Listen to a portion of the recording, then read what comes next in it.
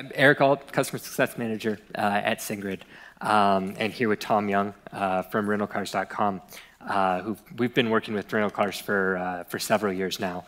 And Tom is fairly new to rental cars, and as we were looking at content to come and deliver, we looked at Tom's awesome experience from working with startups, starting up a company of his own, and kind of scaling that up. So we're going to talk a little bit about his experiences in this chat.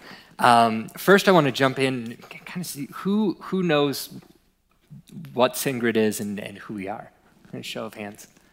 Okay. Couple unfamiliar. So I'm just going to run real quick, kind of introduce ourselves. SendGrid is the world's first cloud-based email infrastructure company. So we send marketing and transactional mail at the rate of now about 30 billion per month. So a lot of mail, and we're supporting startups like many of you in the room through our Accelerate program, as well as large-scale providers like Booking.com, Uber, Spotify, and our friends at Rental Cars.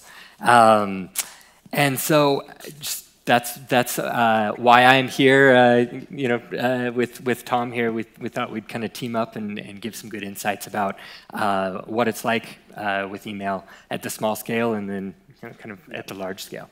So Tom, I'll give you a chance to kind of introduce yourself. Tell me a little bit about your startup, Repairly, and how you got your start and a little bit about your road. Yeah, so I've got a bit of a different background to many people. So I was a university dropout. I started 2 startups. My first startup when I was 18, raised some venture capital for that, and that was a complete failure. And then it led on to my second startup called Repairly. And that essentially provided on-demand smartphone repair across London. They're still growing. They're based in London now. And actually, as of last week, they broke even. So it's great. They're growing really fast, which is awesome. So that startup, we went through Techstars. So anyone in the room who knows Techstars, especially in the startup community. So Techstars is probably is the world's leading startup accelerator. So it's the likes of SendGrid has been through it, and many other big businesses that you would know. So that was a really awesome experience. Great. And what problem was Repairly solving? Yeah, so the repair industry, especially for your phone, is completely fragmented. It's a really bad industry. One, it's full of really bad experience. It's full of dodgy Dans on the corner. You don't know if you can trust this person who fixes your phone. Or you got the other end of the spectrum, going to the likes of Apple, and you're going to get charged an arm and a leg. So essentially, we wanted to be the middle of we're fairly priced, we're much more convenient because we come to you, you don't need to move, and we're gonna essentially have a much better customer service. So one of the things we did here was highly optimize the whole process around NPS. So we knew this is the key metric here, and our NPS was an average of around 84. So that was absolutely awesome. So yeah, it was really just like we knew there was a problem and we knew we had to solve that via convenience and just having an awesome service. Great. And as you were getting started, how large was your team and how has your growth been? Yeah, so we started just 2 of us in a little place called Newcastle in the UK. It's an okay place to start a business, especially when you've not got a lot of money. So it started with 2 of us. We had a little funding. We nearly died. We got to the point where we had like £8.50 in our accounts, and that was really hard. And luckily, we got on Techstars the same day, so that was awesome. We nearly died. And then, yeah, we moved to London, and within about the space of a couple of weeks, we started hiring our first developers, and we grew that to a team of around 15 people, a mixture of full-time and part-time.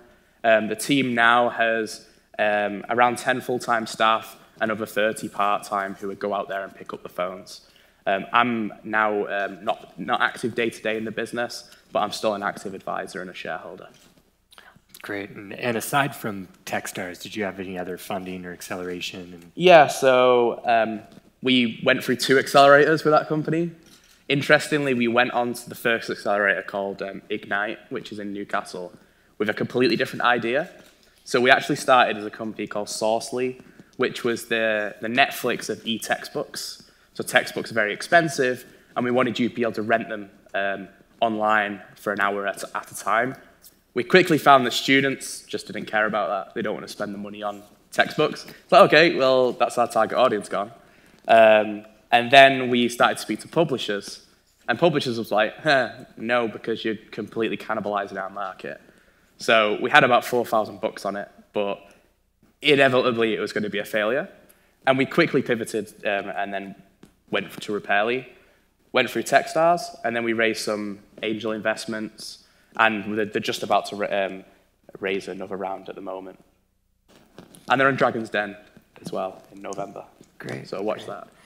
I'm sure we may have people in the room that are part of accelerator programs and that. From your experience, what's the value that you see working with an accelerator? Well, for me, I think a massive amount. So it depended on the accelerator you go on. Number one is, for me, was massively the network. Especially with Techstars, it's a worldwide network, and you can connect people anywhere in the world. So for example, in Manchester, I'm the only person in the network. So if anyone comes to Manchester, I'm the only person in that city. But then if I go to the likes of New York or to Boulder or even Berlin, I know I can make connections with anybody just because of that affiliation with Techstars. They also, other than that, there's the likes of the mentorship. So Techstars have a really good grasp of this around mentorship, mentor madness, which is a really, really cool concept because you essentially meet around 80 mentors. One person tells you red, another black, another green, and it's all conflicting advice, but it gives you a lot of insight and a lot of food for thought, and makes you go away and just really think about, okay, is this person actually know what they're talking about, and what you can do with that information. Another is the cohort effect. So the cohort effect is a really interesting one, because imagine just like in this room, 10 startups that are all growing really fast, but they're all working together in unison to grow their businesses.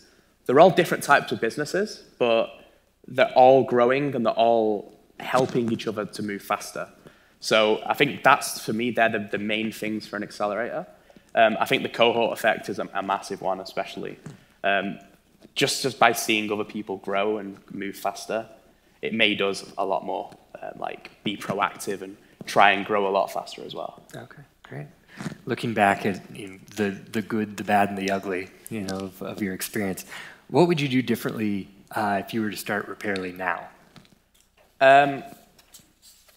I think one of the things that we did do is we took too long to pivot on different models. So we essentially, the Repairly model, we tried 4 different models. So we tried a brokerage website so people could bid on your repair to get the best price. We tried coming to you and repairing the phone in front of you. And we tried taking the phone away and bringing it back repaired within 2 hours. That latter one was the one that we stuck with because it was the most convenient, it was the most economic, so the unit economics worked a lot more in our favor, and it was much easier to onboard the people to come to you to get the phone. So the other models were just a massive, massive pain point from a friction point of view, a logistics point of view, an economic point of view, and it just wouldn't scale as it did in the latter. Gotcha. Yeah. Any tips for other founders in the room? I think everybody says this is just if you're gonna do something, just try and learn and fail really quickly. So the biggest thing for us is we continuously tested what we wanted to do, and if we knew it wasn't gonna stick, we would just throw it out the wall, throw it out, and just carry on. I think a lot of businesses also just at the start, the main thing they miss out on is they just don't speak to customers. So a really good book that I'd recommend everyone to read, if you haven't already, is The Mom Test by Rob Fitzpatrick.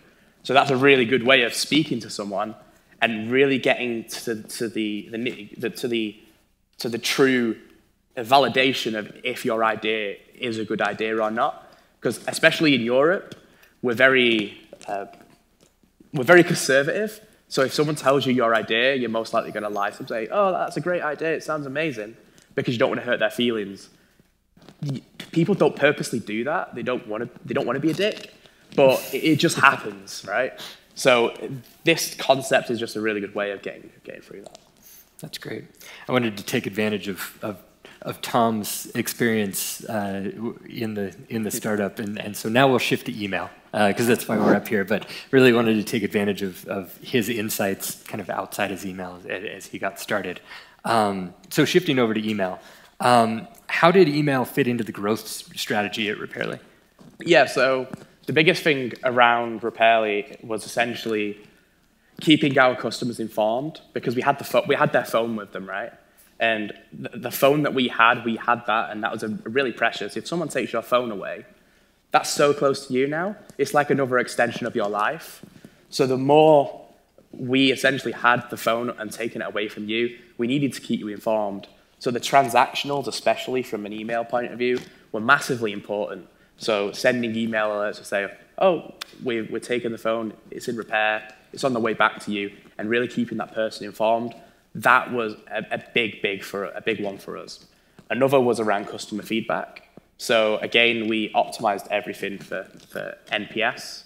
So we use a tool called Ask Nicely for that, which essentially automated the sending of a NPS survey, and we would get the responses really quickly. So every repair we would do, we would get the feedback, it would help us improve the service. So it was all about the transparency and the feedback loop. And then from that, we would be able to start tailoring our marketing to, let's say we know someone's a promoter, and we know what they've done in the past, and we know what they have, we can tailor our marketing towards that. Or if we know someone's had a bad experience, it's, okay, how do we turn this promoter into a detractor into a passive or a promoter? And that is essentially what we did with our email platform, well, our program. That's great. And as you developed those programs, how did that automation help with your scale as you got more customers? So at the start, it was completely manual. So everything we did was, we would have a repair come through. I would reply via email. I'd then send them a link on PayPal to do the payment. I would then send a WhatsApp message to the engineer to let them know that it's coming through. I'd then send another WhatsApp message to the courier to pick it up. I'd then call the customer to keep them updated. And it was a complete manually. And then at the end of it, I would then manually charge the customer because we had the card details on Stripe. And then we would manually send them an NPS survey by putting their email in. So completely manual. But then over time, we had to automate this. Obviously, that's not going to scale, right? But we understood the process and we understood what we needed to do. And we quickly understood that we needed to make the mechanics in this. So for example, the couriers had a mobile app. So at each stage of the repair, they would update the app, and then that would automatically send the email. And then at the end of the job, when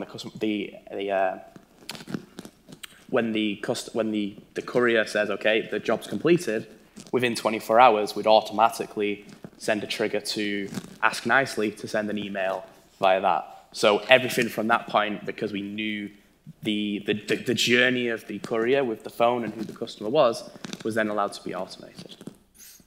Great. And obviously to kick off that process, you need an email address to begin with, right? Precisely. So how did you collect your email addresses? Yeah, so we did this completely organic. We didn't do anything fancy of buying loads of emails and all this type of stuff. We essentially, as soon as a customer would come on our website and do the booking, we would always ask for an email. We'd always ask for their phone number. And interestingly, we'd always ask for a second phone number as well, because the amount of times that just went wrong and they'd give us the same number, it just caused a lot of headache. Well, especially if they're giving you the phone number for the phone they need. Precisely, that happened all the time. Yeah. So we did a lot of A/B testing to try and fix that. I think they fixed that now, but I know it was a big problem for a long time. But always the number one was the fallback, was the email. So even if they give us the wrong phone number, we've still got their email, and most of the time it was with their work email, because we was always going to their offices to pick it up during the day because it was central London. But essentially throughout the booking path, we'd always ask for their email. It was mandatory. So we'd have that all the time. Great. And outside of those kind kind of organic customers coming in and giving you their email addresses. What tips do you have or other strategies for startups to grow a customer base organically and be acquiring those email addresses? Yeah, I think it really depends on the proposition of the startup. So if you've got an awesome proposition, there's a lot you can do around getting these emails. So for example, whether that's you do blogs or do the likes of these type of events where you can get emails and you can do that. So I think for me, like especially for Repairly, our perspective was just the route of, okay, we know you've done the booking and we've got the email. But then at rental cars, again, we essentially have two different types of emails. So one is the customer's email, which we again get from when they purchase with us. But then the other is the B2B, right? So there's a lot less legislation around B2B emails that you can do.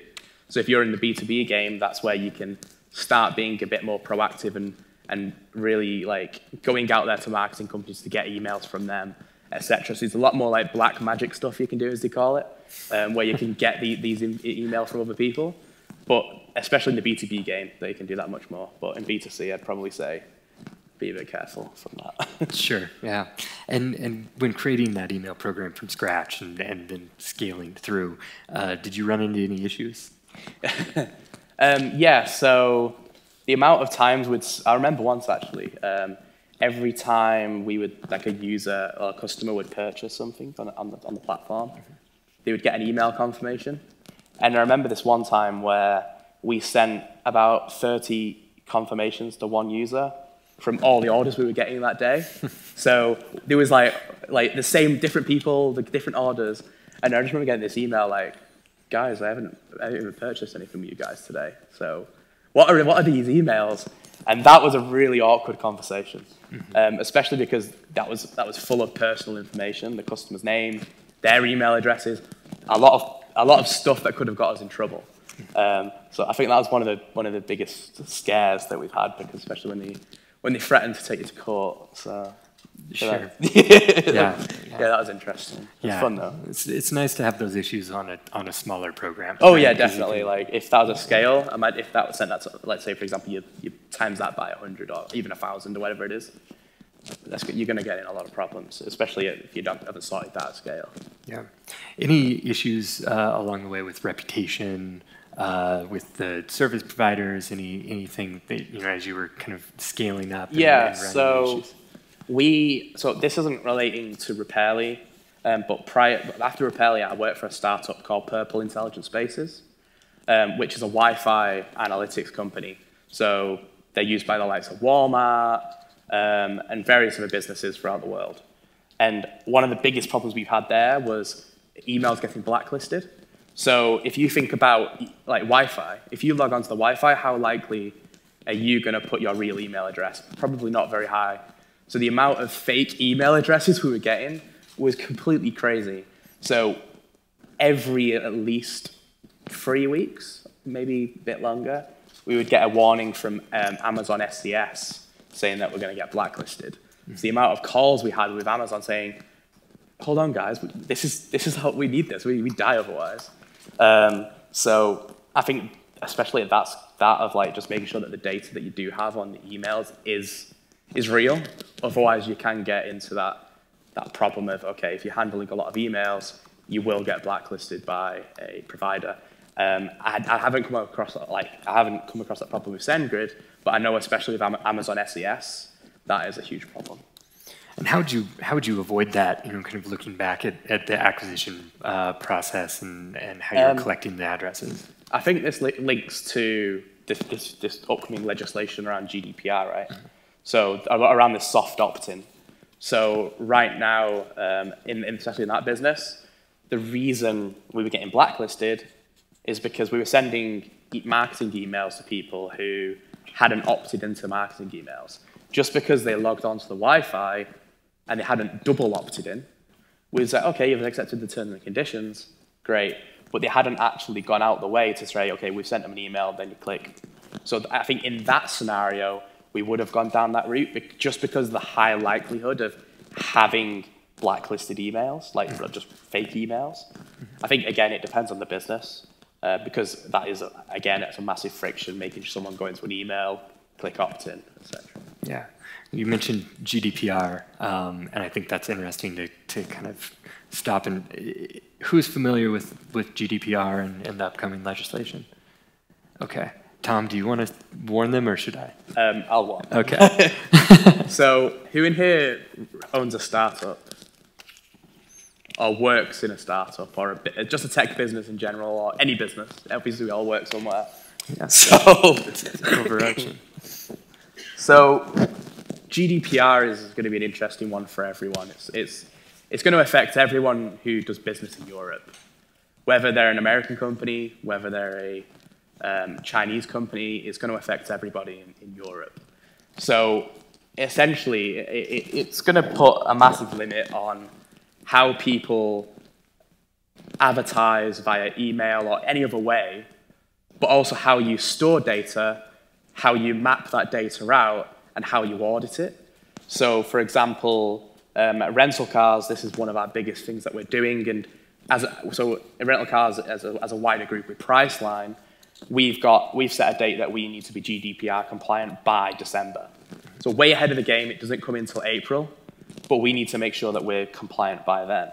The main problem is here is if a company, let's say, for example, you have email addresses, they've not been opted in, and you market to these individuals from a B2C perspective from beyond April, you may be in a position that you can get millions of dollars of fines. I think the maximum fine is about $20 million, or 20% of a company's revenue, if anything higher. So it's something that it will affect everybody, whether it's a startup.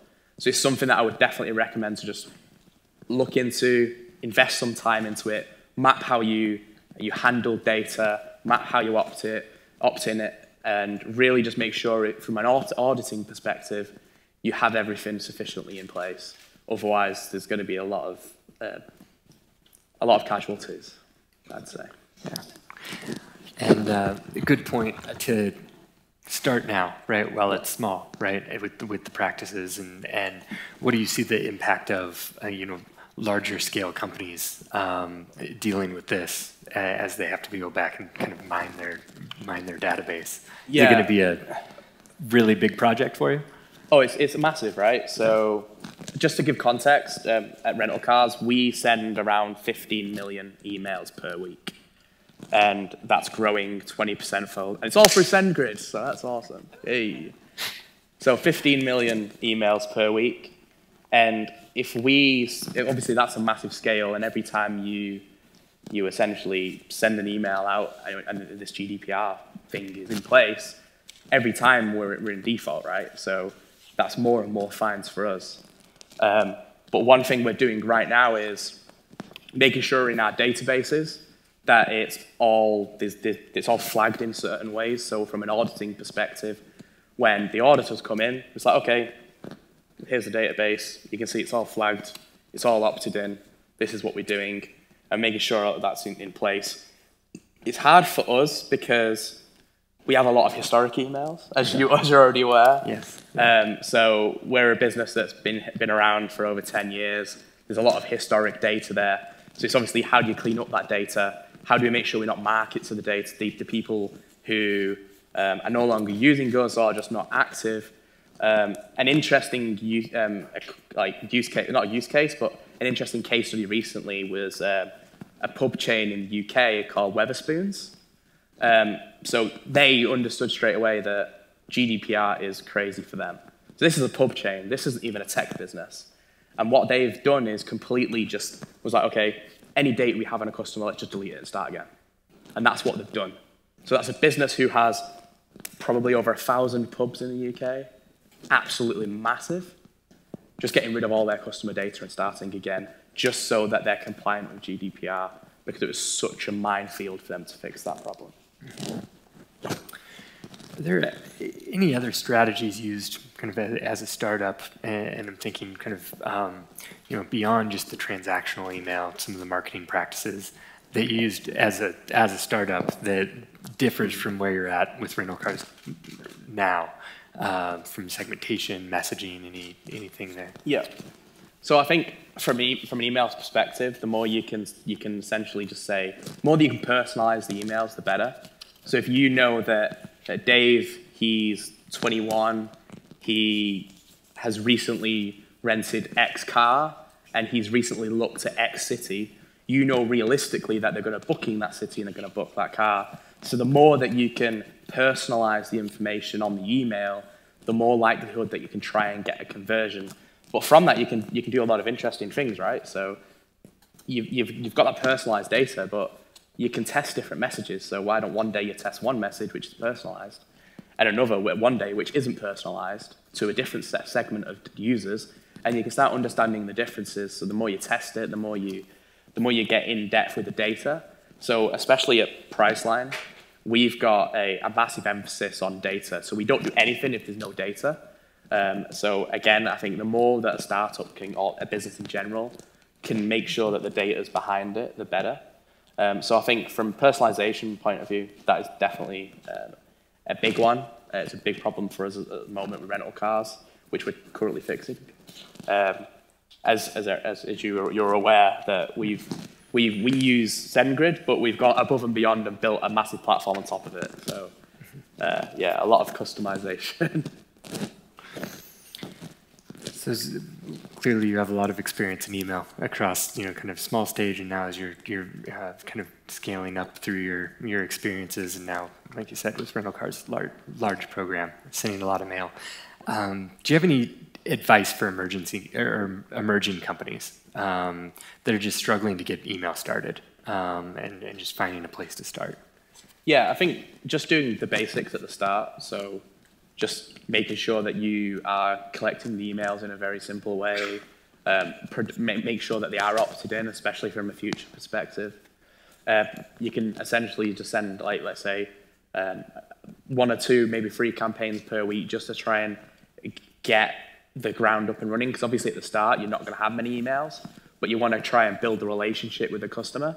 So what I've kind of see, especially within comms, not just email, but from push, from SMS, because you're contacting this customer, it's a relationship management tool, right?